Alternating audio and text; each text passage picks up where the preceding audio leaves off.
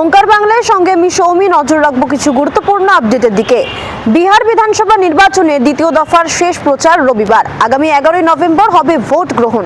তার আগে মোদি নীতিশ জোটকে আক্রমণ শোনালেন কংগ্রেস নেতা কানহাইয়া কুমার। তিনি বলেন, বিহারে ডাবল ইঞ্জিন সরকার ব্যর্থ হয়েছে, দুটি ইঞ্জিনই ধোঁয়া ছাড়ছে।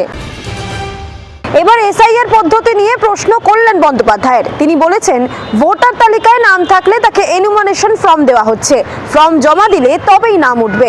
এনুমারেশন ফর্ম জমা না দিলে তালিকায় নাম উঠবে না। 2024 বা 25 সালে যিনি ভোট দিয়েছেন তার ভোটাধিকার কেন থাকবে না? এমনটাই প্রশ্ন শ্রীরামপুরের তৃণমূল সাংসদ কল্যাণ বন্দ্যোপাধ্যায়ের। মিশন 2026-এর বিধানসভা নির্বাচন, তার আগে অভিষেকের বার্তার মধ্যে বিভিন্ন পুরসভায় রদ বদল তৃণমূলের। বারাসাত থেকে তমলুক, মেদিনীপুর, দুর্গাপুর, আলিপুরদুয়ার জেলায় চেয়ারম্যান, ভাইস চেয়ারম্যান এবং প্রশাসক মণ্ডলীর পদের সদস্য বদল। এরকমই আরো অনেক নিউজ আপডেট পেতে চোখ রাখুন ওঙ্কার বাংলা ডিজিটালে।